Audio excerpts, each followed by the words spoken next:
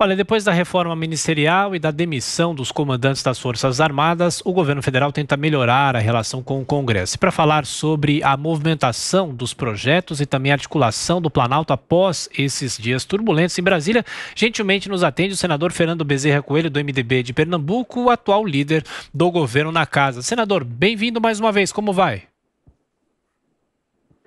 Bem-vindo, muito obrigado aí pela oportunidade.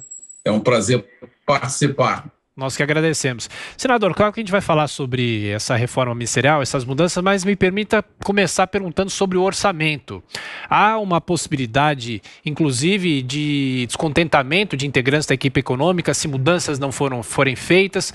De que forma a senhora acha que o Congresso vai mudar esses pontos que vêm sendo questionados em relação ao orçamento de 2021, que já deveria ter sido aprovado no ano passado?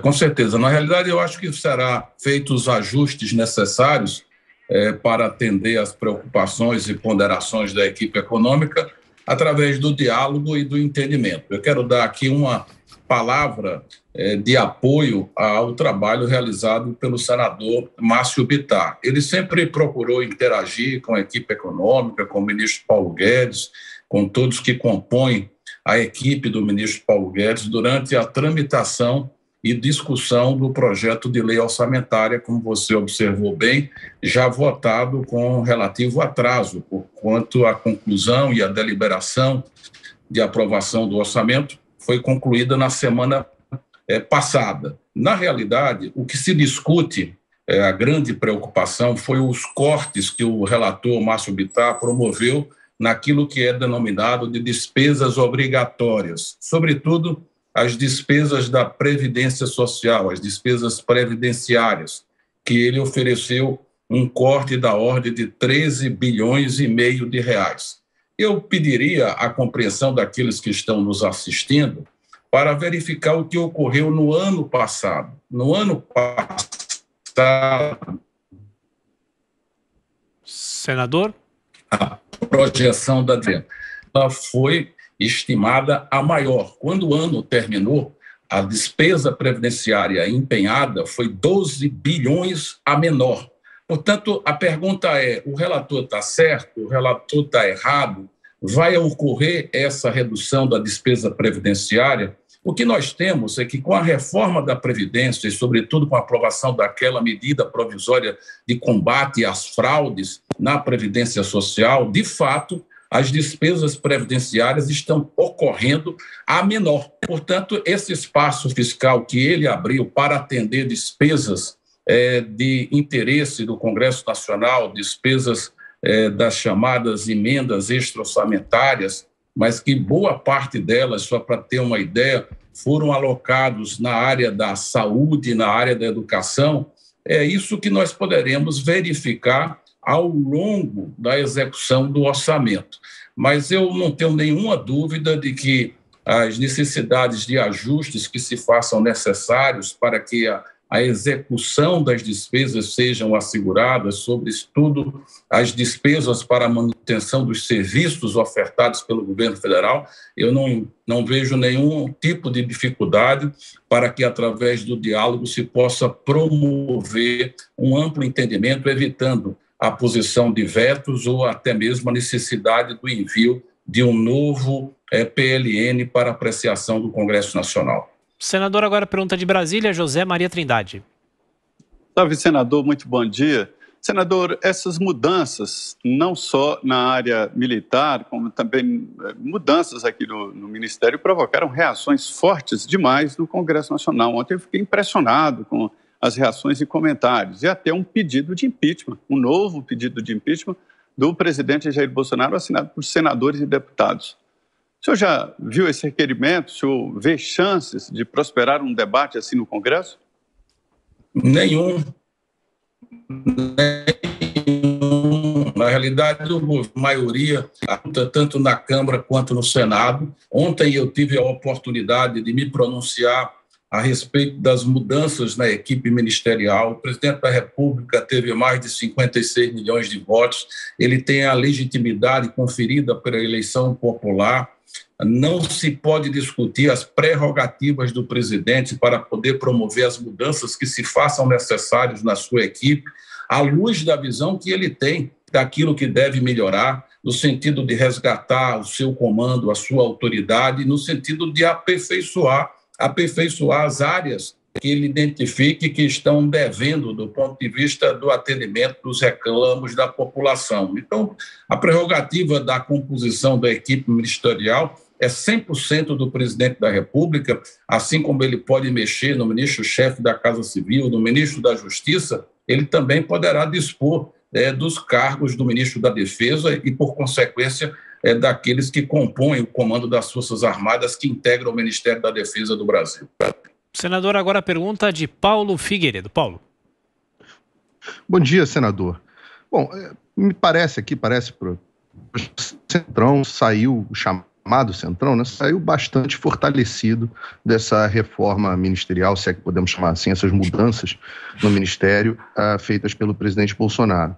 Minha pergunta é a seguinte, é a pergunta que todo brasileiro quer saber. Será que essas mudanças trazem a gente mais próximo das reformas? A gente tem alguma previsão de saída da reforma administrativa ou da reforma tributária? Ou alguma privatização à vista? A relação do governo com o Congresso melhora e será que a gente pode ter alguma perspectiva positiva de resultados daqui para frente? Com certeza, essa é a leitura correta. Na realidade, o presidente Bolsonaro, com a reforma que promove, ele amplia o seu apoio político, sobretudo na Câmara dos Deputados. Se a gente der um passo atrás, a gente vai ver que faltaram 6 votos para alcançar o quórum constitucional de 308 votos para a votação da PEC emergencial, tanto assim que a PEC emergencial terminou sendo um pouco desidratada em relação ao texto que saiu do Senado, onde ela foi aprovada com mais de 60 votos. Portanto, essa mexida que o presidente faz na sua equipe, sem dúvida nenhuma, ele reforça o seu apoio político na Câmara dos Deputados, ele fortalece o poder político do presidente Arthur Lira, ele se aproxima mais dos partidos chamados do Centro Democrático para poder fazer avançar a sua agenda de reformas. Muita coisa já foi aprovada no Senado e na Câmara. Eu destaco aqui a conclusão da apreciação do marco legal do saneamento, que foram apreciados os vetos, foram mantidos os vetos do presidente e com isso nós vamos abrir um espaço muito importante para bilhões de investimentos numa área muito importante, que é a área do saneamento básico, água e esgoto. Falo aqui também da aprovação da autonomia do Banco Central, falo da aprovação no Senado do marco legal do setor elétrico e vamos, nos próximos 15 dias, votar no Senado a aprovação da lei de cabotagem e a aprovação do marco legal de ferrovias. Portanto, a mexida no Ministério é para reforçar o cacife político do presidente, sobretudo na Câmara, para que ele possa dar velocidade à aprovação das suas reformas, da sua agenda, para criar um melhor ambiente de negócios e retomar os investimentos que vai gerar emprego e que vai gerar renda. Por falar nisso, a imprensa pouco destacou, mas os dados de emprego que foram divulgados pelo CAGED de fevereiro são impressionantes. Foram mais de 400 mil empregos de carteira assinada, que vem mostrando que a economia brasileira dá sinais claros de recuperação, porque em janeiro já foram também mais de 200 mil empregos, ou seja, janeiro e fevereiro, mais de 600 mil empregos de carteira assinada foram criados. Portanto, essa velocidade na aprovação da agenda de reformas é que poderá dar as condições para que a economia brasileira ganhe tração e a gente possa ter um crescimento superior a 3% esse ano. Mas e a reforma administrativa e tributária, senador? Eu acredito que a reforma administrativa é que vai vir primeiro, ela já está em tramitação na Câmara dos Deputados e acredito que até maio ela deva chegar para apreciação do Senado Federal. E a gente deve concluir a reforma administrativa ainda nessa primeira parte do ano legislativo, até meados de julho.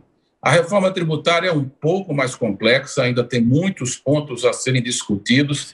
A Receita Federal vem tendo arrecadação recordes em janeiro e fevereiro, portanto, a situação fiscal dos estados melhorou muito, até porque o presidente Bolsonaro, com o apoio do Congresso, fez transferências vultosas de recursos para estados e municípios brasileiros. Semana passada foi divulgado o saldo das contas dos municípios brasileiros, e foi o maior superávit dos entes municipais do Brasil nos últimos 30 anos. Sim, mais senador. de 38 bilhões de superávit financeiro em caixa, mostrando, portanto, que o presidente Bolsonaro transferiu recursos adequados para que não faltasse lá na ponta do atendimento à população a assistência à saúde e aos serviços essenciais como segurança e educação. E, senador, para a gente encerrar rapidamente, por favor, ainda sobre a repercussão polêmica das trocas de cargos, tem quem tema que o presidente esteja pensando em aparelhar o governo em principais instituições para armar um golpe militar, para obter cada vez mais poder para conseguir algo do tipo. Como o senhor rebateria a quem tem a tendência a pensar dessa forma? Eu acho que os atos do presidente, de certa forma, tiram qualquer dúvida sobre essas narrativas que são produzidas mais com objetivos políticos e ideológicos.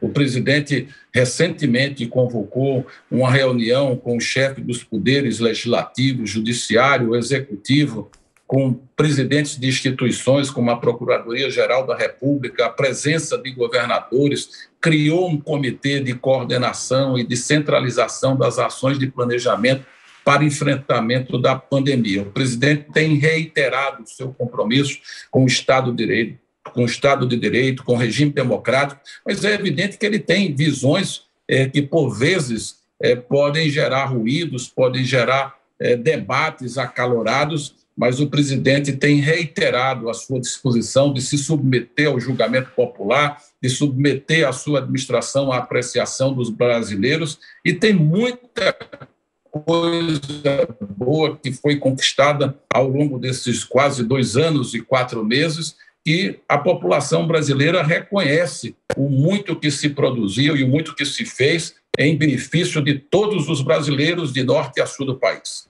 Senador Fernando Bezerra Coelho, líder do governo na casa, mais uma vez, muito obrigado pela atenção, pela gentileza, bom trabalho. Muito obrigado.